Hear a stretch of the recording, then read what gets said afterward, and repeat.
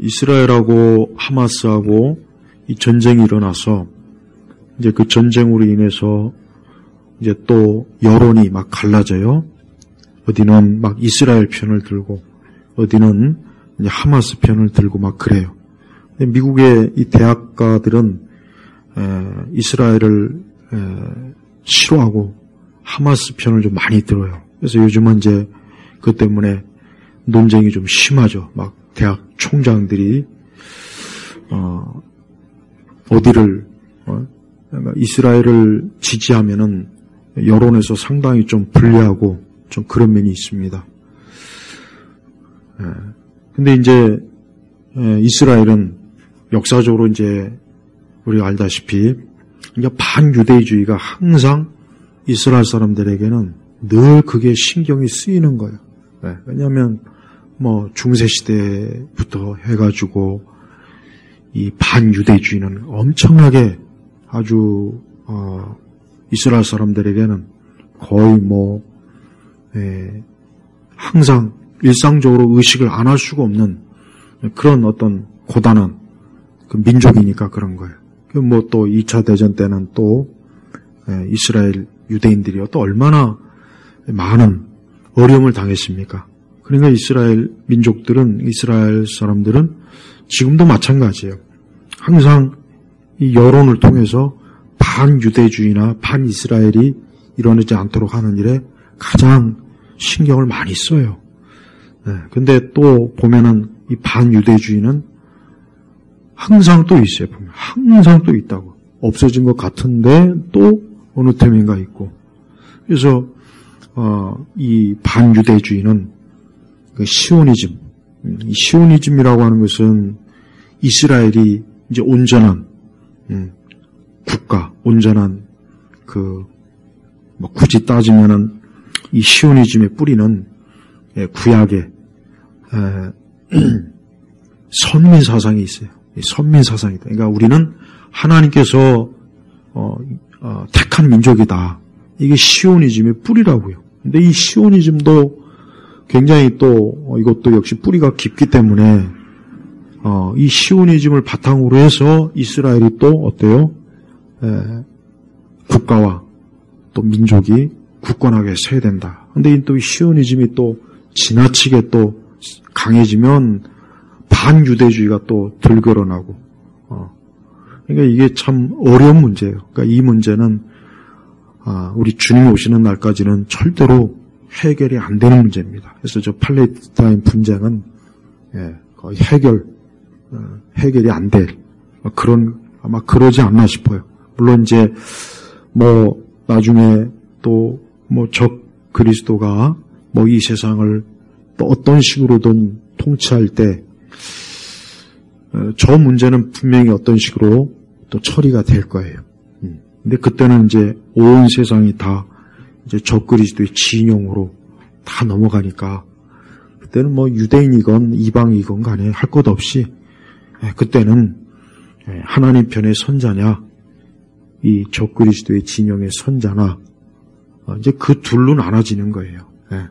그러니까 그 세대주의자들이 말하는 그런 것들은 우리가 좀 잘 걸러내야 돼요.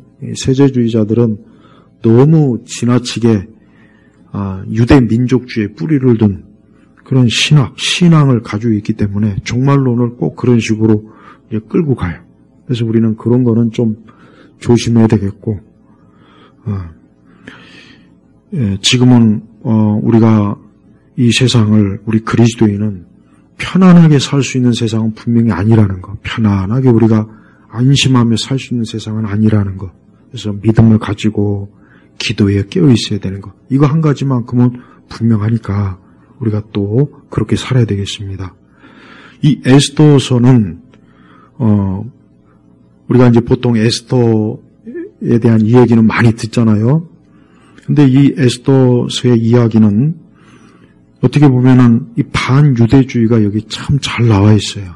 이 하만이라는 사람이 이 모르드게가 자기한테 굽실거리지 않고 자기한테 복종하지 않으니까 그게 이제 뿔따구가 나가지고 자기가 이제 왕 다음 가는 권세를 가지고 있는데 이 모르드게가 아주 그냥 다른 사람은 다 자기의 권력 앞에서 다 복종하고 자기 앞에서 이렇게 고개를 숙이는데 모르드게는 안 그랬거든요.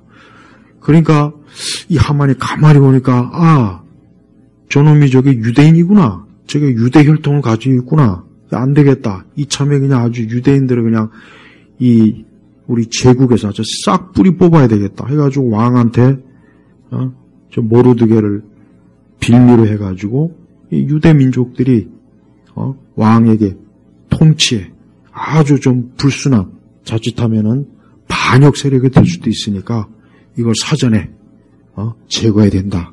이런 식으로 이제 왕을 꼬드긴 거예요. 근데 그게 정말 엄청난 위기 속에 있어서 이제 왕이 공식적으로 왕의 인장을 찍어가지고 각 도에 인도부터 해가지고 에티오피아까지 엄청난 그 넓은 제국에 정한 날짜에 유대인을 몰살시키는 또 유대인의 재산을 뺏는 그런 것들이 다 이제 진행이 되는 와중에 이제 그 유명한 에스더라고 하는 여인이 자기 민족이 이제 멸절될 그 위기와 상황 가운데서 하나님 앞에 금식기도 하고 그로 인해서 왕 앞에 나갔잖아요. 그래서 왕 앞에 나가서 왕이 그 에스더에게 네가 원하는 것이 무엇이냐 하는 그 왕이 호의를 베풀었을 때 그때 이제 이 에스더는 하만의 계략을 왕에게 다 얘기한 거예요. 하만의 계략. 이 하만이 자기 에스더의 민족을 멸절시키려고 지금 모든 계략을 다 짰다. 그러니까 왕이 이제 그 사실을 알고 이 하만의 계획이 얼마나 악한 것인지를 왕이 알아차려서 이제 그 계획이 이제 완전히 바뀌는 거예요. 그러니까 오히려 이제 하만과 그의 아들들과 그 유대 민족을 멸하려고 했던 그 세력들이 오히려 이제 상황이 바뀌어버린 거예요. 그래서 오늘 이 말씀이 뭐예요? 16절에 유다 사람들에게는 영광과 즐거움과 기쁨과 존귀함이 있었다. 그러니까 이제 유다 사람들은 이제 곧 자기 민족이 제국 안에서 이제 완전히 그냥 멸절될 거라고 생각하고 이제 엄청난 두려움과 근심과 염려 속에 이제 우리 죽었구나. 이제 우리는 이제 큰일 났구나. 이제 그런 상황이 있었는데 하나님께서는 자기 민족, 자기가 택한 그 백성을 과연 그렇게 놔두시겠습니까? 그렇지 않죠. 하나님께서는 절대 이 유대인이 구약의 이 언약 백성 유대인이 멸절되는 걸 하나님이 허락하지 않은 거예요. 근데 그 모든 것들을 하나님이 섭리할 때 누구를 도구로 썼느냐? 에스더와 모르드게를 쓴 거예요. 또 이방 왕이지만 또 그 왕을 통해서 오히려 유대인들이 거꾸로 더 견고하게 뿌리를 내릴 수 있도록 하나님께서 상황을 바꿔주신 거예요. 그래서 이 에스더서에는 에스더가 주인공이 아닙니다. 에스더가 주인공이 아니에요. 모르드게가 주인공이 아니야. 누가 주인공입니까? 하나님이에요. 하나님이에요. 자기 백성을 보호하고 지키시는 그 하나님이 이 에스더의 주인공이라고요. 그래서 이 에스더서는 여러 가지로 우리가 잘 알아야 되는데 우선 왜 하나님께서 이 유대인을 보호하시고 지키십니까? 그것은 아브라함에게 했던 약속을 지키는 거예요. 하나님은 그 아브라함에게 했던 약속을 끝까지 지키시는 분이에요. 그래서 아브라함을 통해서 열국의 왕들 또 열방의 민족들이 어떻게 복을 받아요. 하나님이 약속했다고. 근데 만약에 이 유대 민족이 싹 멸절된다면 하나님의 약속이 어떻게 되는 거예요? 공수표가 되는 거예요. 무효가 돼버린 거예요. 그게 과연 하나님이 허락하시겠습니까? 그렇지 않죠. 그러니까 하나님께서는 자기가 택한 민족을 끝까지 지키시는 분이에요. 여기서 우리가 뭘 알 수 있습니까? 하나님의 신실하심을 알 수 있는. 그러니까 하나님을 믿을 수 있는 분이에요. 하나님을 믿어도 얼마든지 믿어도 되는 분이라는 거예요. 사실은 에스더나 모르드게나 이 당시 유대인들이 하나님께서 아브라함과 맺은 언약을 생각을 했겠죠. 안 하겠습니까? 했을 거예요. 그렇지만서도 이들은 과연 하나님께서 우리 조상 아브라함과 이삭과 야곱과 맺은 언약을 지키실 수 있겠는가? 아마 그것을 다 믿지는 못했을 거예요. 2차 대전 때 유대인들이 그 가스실에서 죽어나가면서 그들이 어떤 생각을 했냐면, 과연 하나님이 계시냐? 하나님이 계시다면 왜 우리 민족이 이렇게 저 히틀러에 의해서 이렇게 우리가 고생을 하고 고통을 받고 이렇게 그 엄청나게 많은 사람들이 이 가스실에서 이렇게 죽을 수 있는가? 그래서 사실 많은 유대인들이 회의적인 생각을 가지고 죽었어요. 많은 유대인들이. 그 당시 많은 유대인들이 하나님은 안 계시다. 하나님이 계시다면 우리 민족을 이렇게 고통받을 수 있도록 이렇게 죽어나가는데도 건지지도 않고 도움도 안 주고 과연 그럴 수 있겠는가? 그러니까 그런 회의적인 생각을 가지고 사실 유대인들이 많이 죽었습니다. 물론 그럴 수 있죠. 그 입장이 되면은 하나님에 대한 의심, 하나님 진짜 계시나? 야, 하나님 계시면 어떻게 이럴 수 있어? 근데 이런 생각은 우리도 해요. 우리도 사실은 때때로 살면서 하나님께서 왜 이런 걸 허용하실까? 하나님이 왜 이렇지? 왜 이럴까? 우리도 그런 생각을 사실 해요. 네. 그러나 우리가 이 에스더서의 이 말씀의 교훈을 통해서 봐야 될 것은 하나님은 어때요? 여전히 살아계시면서 자기 백성을 끝까지 하나님의 약속, 언약, 하나님이 자기 자신의 거룩함을 두고 맹세한 그 약속을 지키시는 분이에요. 우리 성도들은 우리가 살면서 분명히 어떠한 상황 속에 하나님이 계시나? 어쩌면 이럴 수가 있지? 아니 하나님이 계시면 어떻게 나한테 이런 일이 생기고 왜 이렇게 될까? 그럴 때가 있어요. 반드시 있습니다. 그럴 때 우리가 하나님이 어떠한 분인가? 하나님께서 자기 백성을 끝까지 신실하게 지키시는 그 하나님에 대한 믿음을 꼭 가지고 그 믿음을 잃지 않도록 우리가 하나님에 대한 믿음이 굳세야 된다는 거예요. 모르드게나 에스더는 사실 이 당시 유대 민족은 힘이 없어요. 자기 그 대적들에게 맞설 힘이 없어요. 군사적인 힘도 없고 권력도 없고 아무것도 없습니다. 그러니까 진짜 말 그대로 에스더가 뭐라 그랬습니까? 죽으면 죽으리라 그랬잖아요. 그러니까 더 이상의 어떤 방법이 없는 거예요. 살 방법이 없어요. 그냥 이제 왕이 공식적으로 허가를 했고 이제는 죽을 날만 받아놓은 거니까 에스더로서는 하나님 앞에 금식기도 하면서 하나님 앞에 매달리는 것밖에는 이제 방법이 없는, 길이 없는 거예요. 그래서 에스더가 죽으면 죽으리다 그래서 내가 왕 앞에 나가서 설령 왕의 허락이 없이 나가서 죽어야 된다면 차라리 죽겠다. 그러니까 그런 마음을 가지고 믿음을 가지고 에스더는 금식기도 하고 하나님 앞에 나간 거예요. 그러니까 우리 성도들도 살면서 우리도 어려울 때가 있고 극심할 때가 있고 고난도 있고 참 그럴 때가 있어요. 우리가 그때 할 수 있는 게 뭐겠습니까? 우리도 역시 하나님 앞에 죽으면 죽으리다 하는 기도, 그 기도예요. 그 안예숙 그분이 쓴 그 죽으면 죽으리다 하는 그 간증책이 있잖아요, 그거. 그 책도 한번 꼭 나중에 구할 수 있으면 구해서 읽어보세요. 그래요.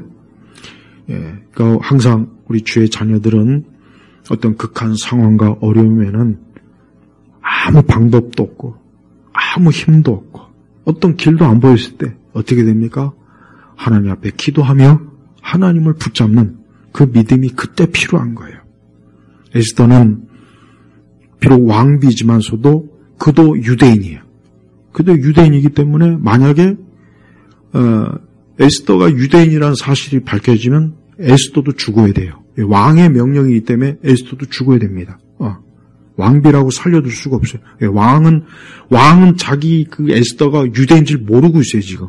그냥 모르고 그냥 그래? 유대인 놈들이 내 통치 제국에서 잘못하면 이게 반혁명 세력이 될 수 있겠구나.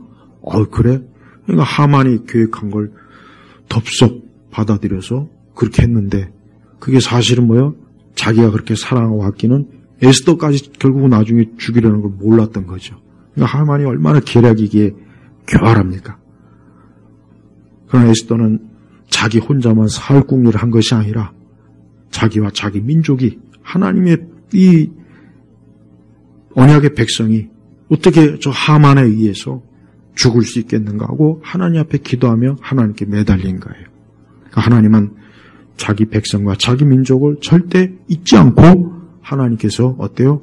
오히려 생명과 오히려 이제 거꾸로 유대인이 그 제국 안에서 그 유대인을 핍박하고 모욕을 주고 악을 행한 그들을 오히려 이제는 어때요? 이기는 그러한 그 힘을 하나님이 베풀어 주신 거예요. 그래서 유다 사람들에게는 영광과 즐거움과 기쁨과 존귀함이 있었다 그런 거예요. 이게 참 극적인 변화예요. 극적인 변화. 그 전까지는 유대인들은 온통 슬픔과 고통과 괴로움 속에 이제 곧 있으면 우리가 죽겠구나. 이제는 우리가 그냥 아주 민족적으로 아주 민족 청소가 되겠구나. 예전에 그 세르비아 그쪽에서 인종 청소가 일어났잖아요. 그렇게 되겠구나 하고 그냥 막 절망적인 상황 가운데 있었지만 그 가운데 하나님은 어때요? 자기 백성을 위해서 하나님이 선하신 계획을 하나님이 세우시는 거예요. 그러니까 우리 성도들은 항상 소망을 가져야 돼요. 소망. 하나님이 나를 위해서 하나님의 은혜와 사랑을 베푸신다 하는 소망을 항상 가져야 돼요. 그 소망을 절대 잃어버리지 마세요. 항상 소망을 가져야 돼요. 또한 하나님께서는 여기서 그러면은 이 유대 민족을 이런 식으로 파멸시키려고 하는 그 배후에는 누가 있겠습니까? 배후에는 마귀가 있죠. 사단이 있죠. 왜 그렇겠습니까? 이 유대인을 통해서 누가 오니까? 메시아가 오니까. 그래서 성경을 보면은 그 아수르도 그렇고 애굽도 그렇고 그 주변에 강한 민족들이 이스라엘을 완전히 아주 뿌리채 뽑아버리려고 하는 그런 일들을 많이 일으켰단 말이에요. 또 발람 선지자도 막 이스라엘을 막 저주해달라고 막 옆에서 막 그러니까 그러려고 했잖아요. 또 그러니까 구약 성경을 보면은 예수님이 오시기까지 그 역사를 가만히 보면은 마귀가 메시아가 오는 통로를 어떻게든지 끊어버리려고 어떻게 해서든지 막으려고 그런 짓을 아주 수시로 벌인 거예요. 그러니까 영적으로 하나님의 이 마귀는 알거든요. 이 아브라함의 씨를 통해서 메시아가 오겠구나. 저 메시아가 오면은 나는 망하겠구나. 그러니까 이 유대 민족을 어떻게 하든지 없애려고 별의별 짓을 다 했거든요.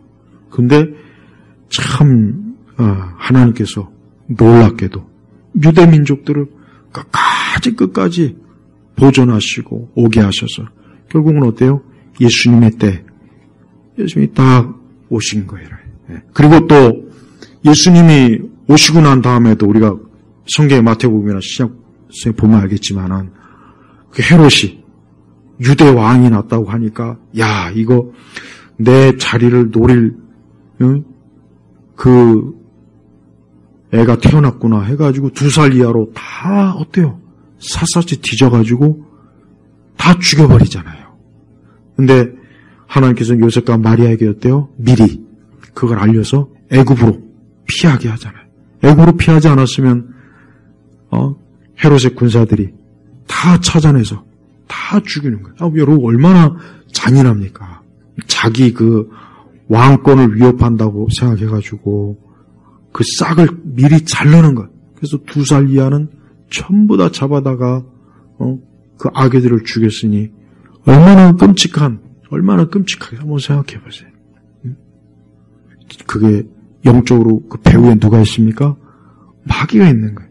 그러니까 마귀가 그 배후에서 어떻게든지 메시아를 없애려고 그 뒤에서 마귀가 어때요? 다 조정을 한 거라고.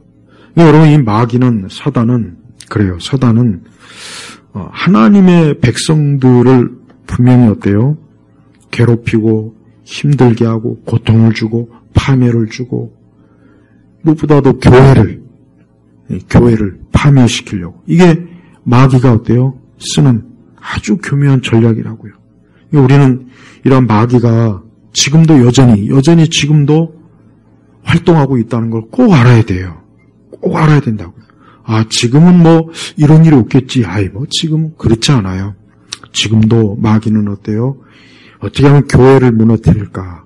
이 교회를 무너뜨리는 방법은 다양합니다. 우리가 저번에 코로나 때문에 보십시오.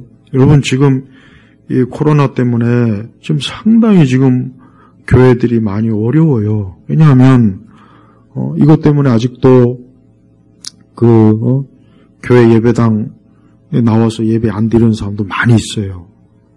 그냥 이렇게 방송이나 인터넷으로 예배 드리고, 아니 뭐 집에서 그냥 잠옷바람으로 예배 드리니까 너무 편하고 아주 그냥 이런 추운 날 굳이 뭐 예배당에 왔다 갔다 안 해도 집에서 편안하게 누워서 새우깡 뜯어 먹으면서, 새우깡을 뜯어 먹지는 않겠네. 어쨌든 그게 편해진 거예요. 처음에는 아닌 것 같지만 이 사람은 이 몸이 편해지는 것은 한계가 없어요. 사람은 본능상 몸이 편해지는 게 한계가 없다고. 한계가. 계속 편해지고 싶은 거예요. 여러분, 이 예배가, 성경에는 뭐라 그랬습니까?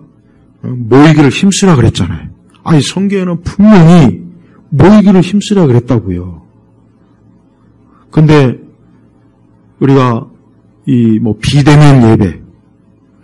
비대면 예배란 아주 이상한, 말도 안 되는 거, 또 일부 이상한 잘못된 생각을 가지고 있는 그 사람들이 이럴 때 우리가 비대면 예배로 우리의 영성을 또 높이라는 동, 이 비대면으로 빛과 소금이 되라는 동, 아주 이상한 얘기를 했다고. 이상한 얘기를. 근데 그런 사람, 난 우리 한국교회에서 존경받는 그 목회자들을 내가 이렇게 하나하나 보면은 성경적으로나 신학적으로나 도무지 존경할 수 없는 사람들이에요. 없는 사람들이에요. 근데 그 사람들은 어때요?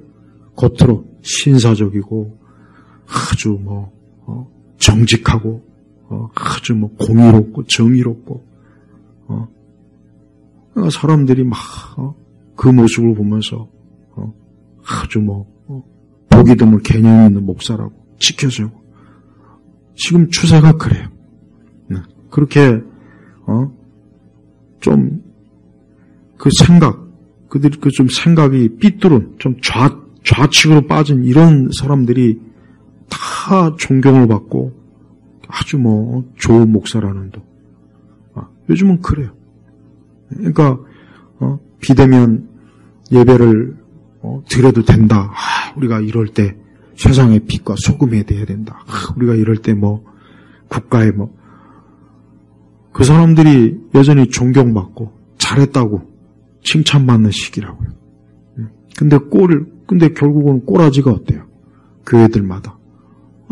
지금도 굳이 예배당 나가서 예배 드릴 필요 있습니까? 비대면 예배 드려보니까 아무 문제 없더라고요. 그래서 예전에 예배당 안 나온 사람들이 꽤 많이 있어요. 한 번만 더 만약에 이런 코로나 사태가 오면은 저 어떤 교회들 거의 다 그냥 문 닫을 겁니다. 아마 닫을 수밖에 없는 상황이 와요. 여러분, 마귀는요, 교회를 교회는 하나님의 백성이고 자녀예요. 이제 어떤 구약의 관점이 아니라 이제 신약의 관점으로 이 땅의 어느 곳에 있든지 예수 그리스도를 믿는 그 사람은 하나님의 자녀요, 영적인 이스라엘이요, 영적인 아브라함의 혈통이요, 영적 유대인이요, 교회라고요. 그러니까 그들을 어떻게 하면 마귀는 어때요? 모이지 못하게, 또 복음이 전파되지 못하게 하고, 그래서 하나님께 영광을 돌리지 못하게 하는 것. 이게 마귀가 항상 해오던 일이고 지금도 하고 있고 앞으로도 해요. 앞으로도 할 거라고. 근데 교회는 그러한 일에 저항을 해야 되는데, 저항이 아니라 오히려 뭡니까? 오히려 합리화. 아니 나는 믿지 않는 세상 사람들이 그러면은 당연하고 여겼지만 어떻게 교회가 그걸 그때 그 비대면 예배를 합리화하는지 난 도대체 이해가 안 가요. 어떻게 교회가 그러면은 그 모이기를 힘쓰라는 그 말씀은 그럼 뭔가? 그건 뭐 상징적인 건가? 그 말씀은 문자적으로 해석하면 안 되는 건가? 아니 그렇게 말씀에도 있는데 지금은 코로나 시국이니까 우리가 모여서 괜히 민폐를 끼치면 안 된다. 여러분 그게 얼마나 이유가 좋습니까? 합리적이죠. 굉장히 똑똑한 것 같잖아요. 세상에 잘 적응하는 것 같잖아요. 근데 그렇게 했더니 교회가 영적으로 힘을 잃어버렸어요. 힘을 잃고 조금 더 그런 저항하는 교회는 고소당하고 벌금 매기고 그것도 유독 우리 기독교만 유독 또 기독교만 그랬어요. 개신교만. 이게 뭡니까? 그러니까 마귀는 지금도 그래요. 우리 각자도 마찬가지예요. 내가 신앙생활을 잘하려고 하고 믿음 생활을 잘하려고 하면은 마귀가 절대 가만 놔두지 않습니다. 회방합니다. 분명히 회방을 한다고. 교묘하게 우리를 어떻게 하든지 하나님을 더 가까이 하지 못하도록 우리의 마음이나 몸이 더 가까이 하지 못하도록 마귀는 여러 상황을 뒤에서 조장하고 자칫 거기에 그냥 그런가 보다 하고 또 분별하지 못해서 넘어가는 그런 현실이 지금도 많이 있어요. 우리 성도들은 그런 걸 조심해야 됩니다. 이 마귀가 내가 주님을 가까이 하고 주님을 더 사랑하려고 할 때 반드시 마귀는 어때요? 여러 수단과 방법을 통해서 나를 하나님과 거리를 두고 더 멀리하게 마음으로 몸으로 멀리하게 만들려고 하는 게 이 마귀가 하는 일이에요. 또 마귀는 교회 자체를 변질시켜버려요. 교회 자체를 아예 변질시켜요. 그래서 어느 교회를 가나 이거는 그리스도의 몸된 교회라고 할 수 없는 복음도 전파 안 되고 또 이상한 이 변혁이란 말은 혁명이란 말은 쓰기가 부담스러우니까 이 개혁하자, 변혁하자. 그러니까 말을 바꿔버리는 거예요. 그러니까 교회도 교묘하게 더 하나님께로 가까이 가자는 운동, 우리가 더 온전한 예배를 드리자. 말은 그런데 실상은 뭐예요? 오히려 말씀에서 더 벗어나고 더 바른 교리에서 벗어나는 그런 일들을 얼마나 많이 지금 조장하는지 말도 못해요. 우리는 그런 것도 결국 배후에서 영적으로 교회가 하나님 여기서 멀어지고 교회가 무너지는 현상이라고요. 지금은 교회들이 이렇게 그러니까 어떻게 하면 우리가 하나님 말씀에 바로 설까 하는 이러한 고민과 염려보다는 어떻게 하면 세상과 어울릴까? 어떻게 하면 세상이 칭찬을 받을까? 어떻게 하면 세상에 눈밖에 나지 않을까? 어떻게 하면 우리가 고립되지 않을까?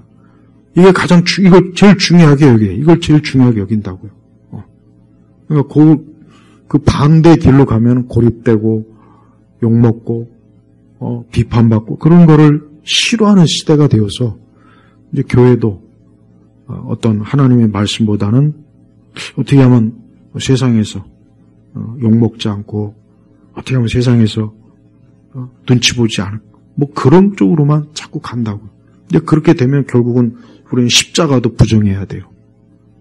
복음을 부정해야 돼요. 그런 식으로 하면은 다 성경의 중요한 많은 이런 말씀들을 다 부정해야 된다고요. 성경 말씀대로 믿고 있다가는 아마 살기가 힘든 그런 때가 점점 다가오고 있는 거예요. 우리 성도들이 조심해야 돼요. 일단 세 번째는 그러나 하나님은 결국은 승리하시는 분이에요. 보세요. 유다 사람들에게는 지금 유다 사람들은 곧 있으면 학살, 제노사이드, 민족적 학살을 지금 곧 눈앞에 코앞에 두고 있었는데 거꾸로 됐어요. 어때요?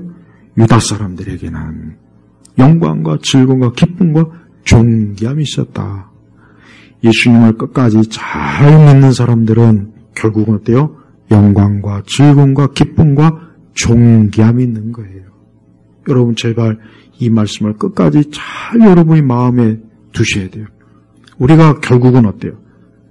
진정한 믿음을 가지고 하나님을 따르고 하나님을 섬기는 사람은 결국은 어때요? 영광과 즐거움과 기쁨과 존귀함이 있었다. 존귀함이 있었다.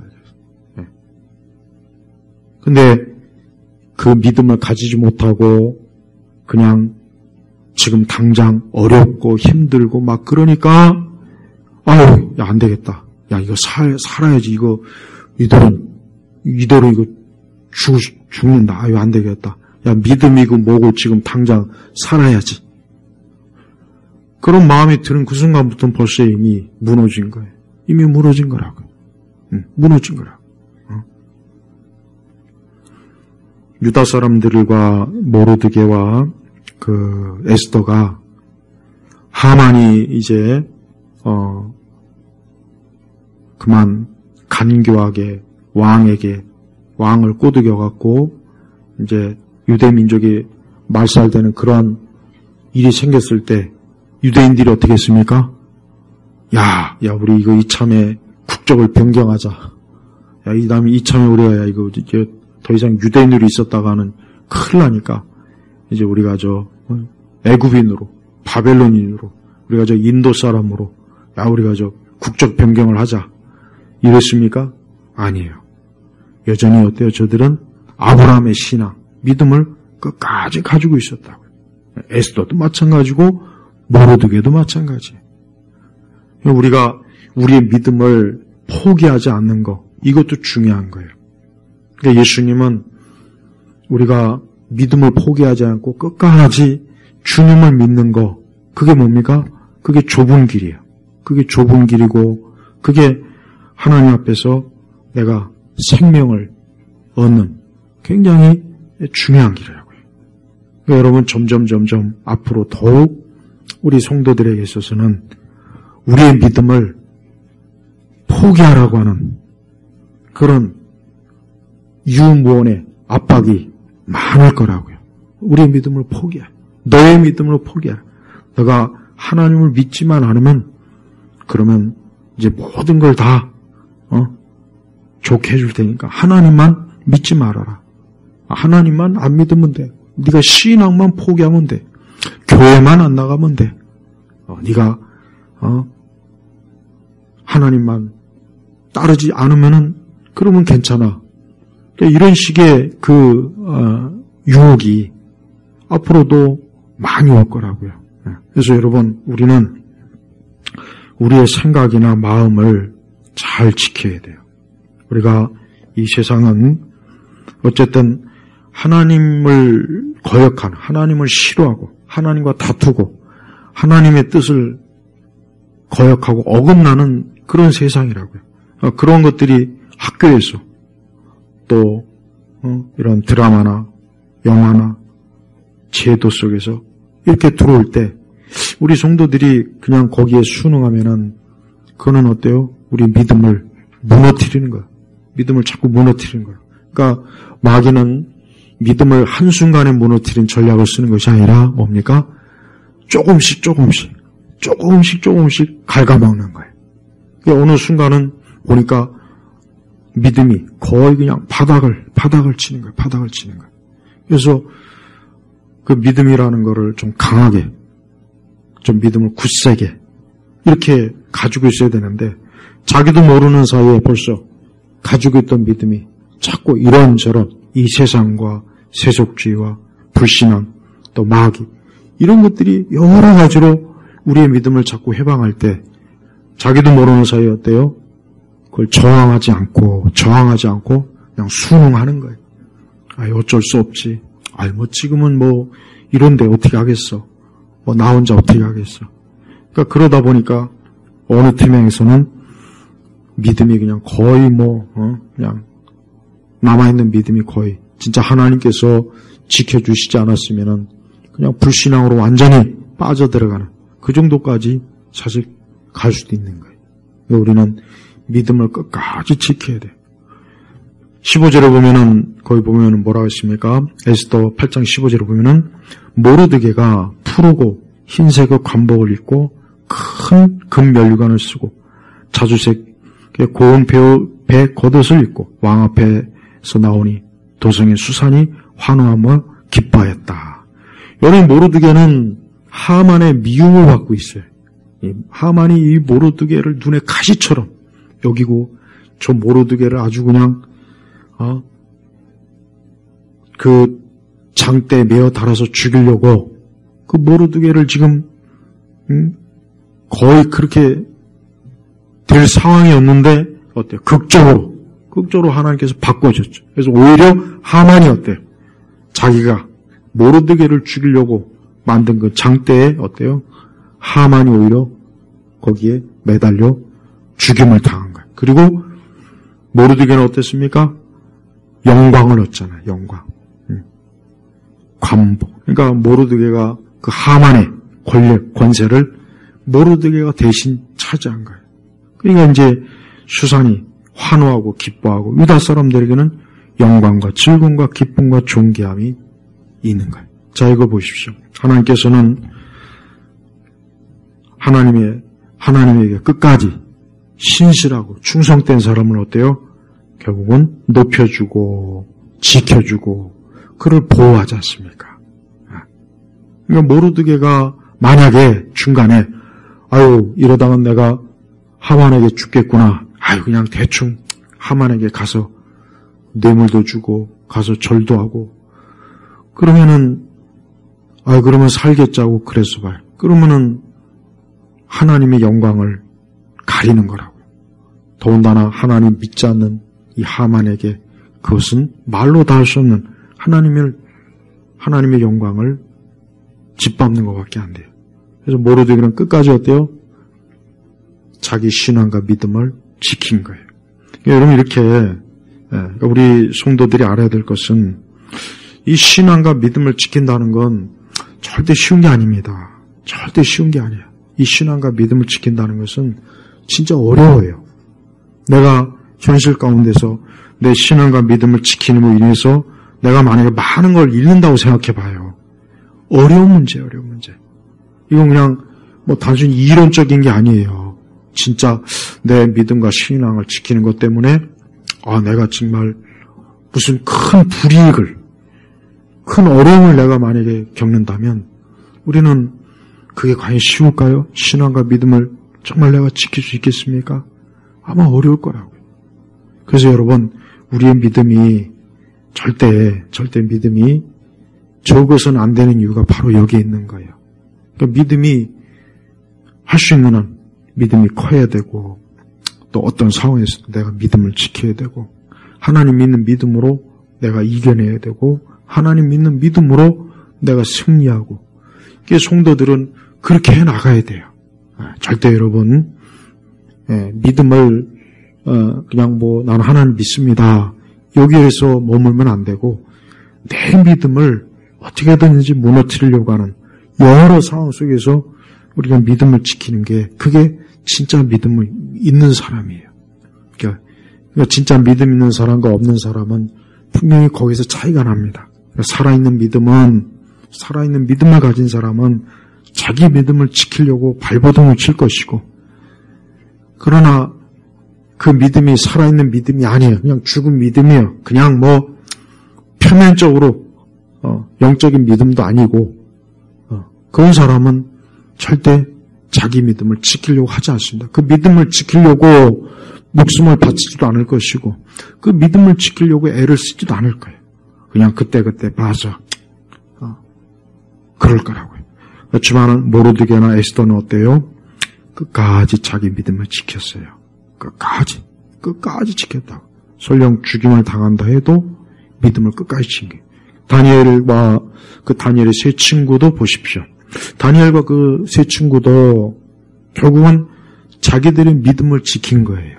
하나님에 대한 믿음을 지킨 거라고요. 하나님에 대한 믿음. 근데 여러분 그게 어렵습니다. 어려운 거예요.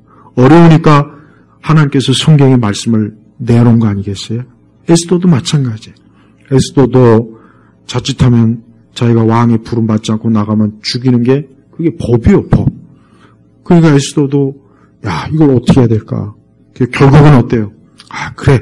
내가 죽으면 죽지. 그래서 결국은 하나님 앞에 금식기도 하고 왕 앞에 나갔잖아요. 그러니까 봐요. 에스더도 자기 믿음을 지킨 거예요. 왜 믿음을 지킨다는 건 이렇게 어렵습니다.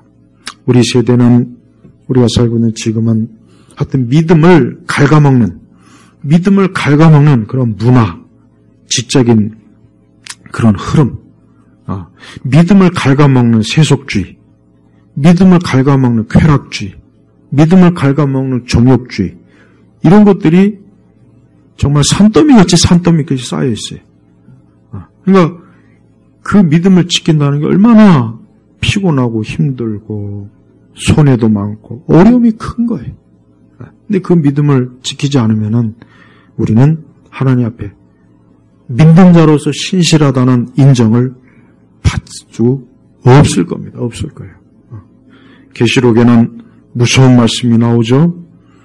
계시록에는 어떤 말씀이 나옵니까? 하나님을, 그러니까 적그리스도를 따르지 않는 사람에게는, 그러니까 하나님을 부정하고 예수님을 부정하지 않으면, 그리고 적그리스도를 따르면, 그거를 그렇게 하지 않으면 어때요? 살 수가 없는 그 시대가 온다고 분명히 딱 기록해 놨잖아요. 그러니까 예수님을 끝까지 나는 믿겠다. 내가 죽는 한이 있어도 나는 믿겠다. 이렇게 믿음을 가지고 있지 않으면 죽는 거예요. 그래서 여러분, 666 표가 가지고 한참 예전에 논쟁이 많았어요. 논쟁이 많았다고요. 근데 그거는 헬라어 원어를 봐도 그렇고, 그거는 문자적으로 봐야 돼요. 그러니까 이거는 여러분 꼭 알고 있어야 됩니다. 이걸 꼭 그 문자적으로 봐야 돼. 헬라어 원어는 그 표를 위에, 진짜 손등과 이마 위에, 원어가 위에 이렇게 딱, 그거를 해야 된다고, 나왔다고요. 근데 자꾸, 보통 보면은 거기에 대한 주석서들을 내가 이렇게 보면은, 그냥 다 두루뭉실, 은근히 해석을 안 하거나, 그냥 두루뭉실 예수님, 그냥 두루뭉실 해석하고 그냥, 구렁이 담 넘어가시 넘어가더라고요. 주석들마다 다 그래요, 다. 개혁주의건, 나발이건 간에. 난 그래서, 왜 주석을 이딴 식으로 썼을까? 왜 명확하게 쓰지? 이렇게 애매모호하게 주석을 써놓으면 어떻게 해요? 그럼 설교자들이, 설교 준비할 때, 그 주석을 보고, 그럼 애매모호하게 쓸 거 아니에요, 애매모호하게. 이거는 영적이라는 둥, 이거는, 문자적으로 보면 안 된다는 둥. 우리가 무슨 베리칩이니 바코드니 그런 걸 따지지 마요. 그런 건 따지지 말고 헬라 원어 그대로 위에 찍는다 그랬단 말이에요. 위에. 그러면은 뭘 찍을 거 아니에요. 하여튼 도장을 찍던 뭘 찍을 거 아니란 말이에요. 성경의 의미는. 그러니까 그거를 받지 않으면은 물건을 사고 팔지 못한다고 했다고요. 그걸 문자적으로 해석하면 되는데 왜 그거를 주석서들은 보면 하나같이 다 어떤 건 아예 안 해버리거나 아니면 그냥 은근슬쩍 넘어가 영적이라는 도 그 헛소리만 다 거기다 적어놨어요. 어떻게 보면 2단이 더 정확하게 주석을 해놓은 것 같아. 그게 아니에요. 먹고 물건을 사고 팔지 못한다고 했잖아요. 물건을 사고 팔지 못한다고. 그걸 어떻게 영적으로 해석해요? 물건을 사고 파는 것도 우리가 귀신인가? 어떻게 물건을 사고 파는데 우리가 어떻게 영적으로 그걸 할 거냐고요. 실제로 내가 돈이 있든지 뭐가 있든지 물건을 사고 파는 거 아니에요. 그러니까 얼마나 이 믿음을 무너뜨리려고 하는 이 마귀가 마지막 최후의 발악을 하는지 하나님을 네가 끝까지 믿겠다고? 그래, 좋아. 너 끝까지 하나님 믿고 너 적그리스도를 안 따르면 넌 오늘부터 이제 모든 생필품, 모든 걸 너는 이제 딱 끊어져. 그렇게까지 한다는 거예요, 그게. 그게 그렇게까지 한다는 거라고, 그게. 그러니까 믿음이 무슨 내가 믿고 안 믿고 크게 문제가 있나? 난 하나님 믿어. 그러면은 하나님 믿는 대가로 먹고 마시는 것까지 다 만약에 딱 중단이 되면은 그럼 어떻게 할 거야, 그래. 그러니까 그 정도까지 우리의 믿음이 시험을 받는다는 거예요. 네. 근데 내가 보니까 코로나 때 보니까 예배 모이는 거 그것조차도 겁나가지고 안 모이는 거 보니까 찍을 필요도 없다. 찍는 것까지는 갈 필요도 없겠다. 그냥 알아서 다 하니까. 여러분, 믿음 지키는 게 여러분 어려워요. 앞으로 더 어렵습니다. 지금도 마찬가지. 여러분, 이 세속주의 정신도 얼마나 힘듭니까? 교회 다니는 거 좋아할 사람 없어요. 교회 다니는 거 누가 좋아합니까? 예수님 믿는다고 하면 누가 그거 알아줍니까? 오히려 욕하고, 기독교가 어쩌니, 개독교가 어쩌니, 교회가 어쩌니. 얼마나 이 세상은 교회를 그냥, 얼마나 욕을 많이 합니까? 벌써, 그런 기류가 또 있죠. 또, 많은 사람들이 현세주의적이라, 그냥 지금 당장 먹고 살고, 거기에만 몰두하지, 영원한 그 심판을 생각하지 않는 거예요. 여러분이 만약에, 지금이 마지막 백보자 심판이라고 생각해봐요. 근데 이 자리에 딱 나왔어요. 하나님께서, 우리 주님께서, 재판장 되신 예수님께서, 너는 영원한 지옥이다. 너는 영원한 불못에 빠져라. 딱 하나님께서 그렇게 선고하시면, 그거 어떻게 할 겁니까? 그거 무서운 거예요.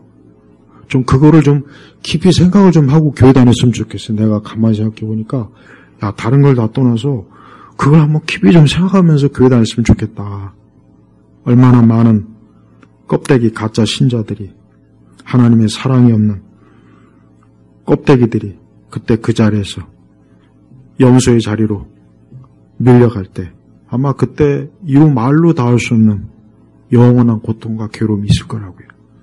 그러니까 신앙생활을 정말 정말 자기 목숨을 지키듯이 신앙생활을 할 생각은 안 하고 신앙생활을 그냥 대충 그렇게 하는 사람들은 진짜 위험한 줄 알아야 돼요. 지금 보이는 이 땅에서의 이 모습이 전부라면 상관없어요. 교회 안 다녀도 돼요. 그렇지만 영원한 하나님 나라. 여러분 실제로 유다 민족을 완전히 멸절시키려고 제노사이드 하려고 했잖아요. 진짜 죽이려고 한 거예요. 하만이 장난으로 우리 장난하는 거야. 그냥 죽이는 노래한 그렇게 한 게 아니라고요. 이때 하나님이 건져주지 않았으면 다 죽었어요. 다 죽었다고. 유대인들 다 잡혀나가지고 그 자리에서 다 목치고. 그러니까 마지막 때도 마찬가지인 거예요. 지금도. 믿음을 지키려면은 진짜 내 목을 내놓지 않으면 안 되는 세상이. 네, 앞으로는 더 심해질 거고. 점점 교회는 지금 공백 상태가 돼가고 있어요. 교회는. 인구는 줄죠. 교회는 점점 더 이 사회에서 점점 저 구석탱이로 점점 밀려나잖아요. 교회는 그것도 모르고 맨날 예배당 안에서 춤추고 북치고 장구치고 성가대 어쩌고 저쩌고 이 사회에서 완전히 비주류로 밀려났잖아요. 지금 완전히 비주류로 밀려났다고요. 구석탱이로. 그것도 모르고 있는 것 같아요. 보니까. 얼마나 우리가 이 믿는 것이 힘들고 어렵고 상황이 지금 안 좋아요.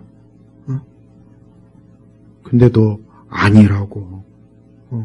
이미 벌써 믿음을 다 포기한 거예요. 버린 거예요. 그저 눈에 보이는 지금의 세상이 좋은 거죠. 그저 지금 복잡하게. 요즘은 교회 열심히 다니는 사람들이 사실 없습니다. 정말 믿음을 가지고 애써서 교회 신앙을 붙잡고 있는 사람들이 별로 없어요. 여러분 큰 교회라고 많을 것 같아요? 절대 아니에요. 큰 교회에 그 사람들이 나는 왜 모이는지 그냥 그 사람들은 그냥 교회 가서 조금 위로받고 평안 얻으려고 모이는 거지 예수님 믿어서 오는 게 아닙니다. 난 그렇게 생각해요. 거의 다 그래요.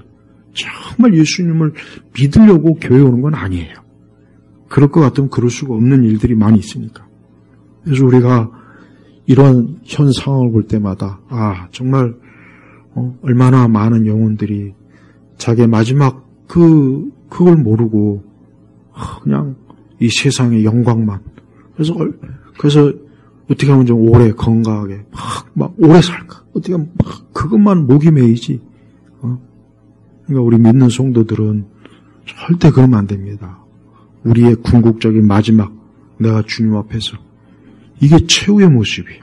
그때 우리가 영생으로 갈 때 얼마나 진짜 말로 다 할 수 없는 오늘 말씀 영광, 즐거움, 기쁨, 존귀함이 있지만 우리가 그때 구원의 자리에 이르지 않으면은 비통한 죽음과 사망이 있는 거예요. 우리가 예수님을 믿되 어떻게 믿는지를 자기 스스로 잘 봐야 됩니다. 남이 해주는 게 아니야. 제가 이렇게 여러분들에게 설교했다고 해서 그게 되는 게 아니에요. 이 말씀을 잘 받아들여서 나도 내 영혼을 위해서 정말 정신 차려야 되겠구나. 믿음 생활 정말 제대로 해야 되겠구나. 그런 각성, 영적 각성을 하지 않으면 안 되는 겁니다. 그러니까 앞으로 더 여러분 두고 보십시오. 이제 교회를 또 해방하는 그런 것들이 또 발생한다고. 또 발생할 거예요. 꼭 발생할 거라고. 절대 이거 끝나지 않아요. 마귀는 집요합니다. 끝까지 교회를 물고 넣어지는 게 이 마귀의 사단의 속성이거든요. 네, 여러분이 지금 이렇게 신앙생활하고 교회 다니는 이걸 하나님 앞에 엄청난 큰 은혜로 알고 감사하게 되고 또 자기가 믿는 자로서 끝까지 그 믿음을 지킬 수 있는 하나님이 내 믿음을 지켜주는 그런 신앙으로 잘 좀 나아갈 수 있도록 그렇게 살아나가야 됩니다. 오늘 저는 결국은 하나님께서 이렇게 유다 사람들에게 엄청난 승리를 주신 그 하나님을 우리가 믿고 의지하고 살아간다면 우리도 역시 이러한 큰 기쁨, 영광, 즐거움을 우리도 꼭 마지막 때 누릴 수 있다는 거 이 말씀에 기대어서 주님 앞에서 사시기 바랍니다. 기도하겠습니다. 아버지 하나님 감사합니다. 하나님께서 하나님의 자녀들을 향한 그 신실함, 그 믿을 수 있는 신실함, 굳건한 은혜를 오늘도 우리가 의지합니다. 오늘도 우리는 이 세상과 이 세대와 이 원수마귀로부터 얼마나 많은 여러 형태의 회방을 받고 있습니다. 우리 교우들이 믿음을 지키는 사람 되고 우리의 믿음을 주님이 지켜주셔서 끝까지 믿는 자로서 주 앞에 설 수 있도록 그래서 이 유다 사람들과 같은 이 영광 기쁨을 누리게 우리 온 예일교회 성도들에게 축복하옵소서. 예수님의 이름으로 기도합니다. 아멘.